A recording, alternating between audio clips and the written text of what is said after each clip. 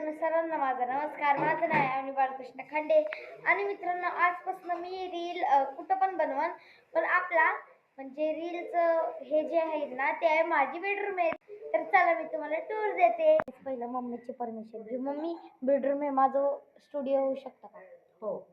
पप्पा, तर मित्रांनो मला पहिले काम करावं लागेल. तर मित्रांनो चला तुम्हाला टूर देते.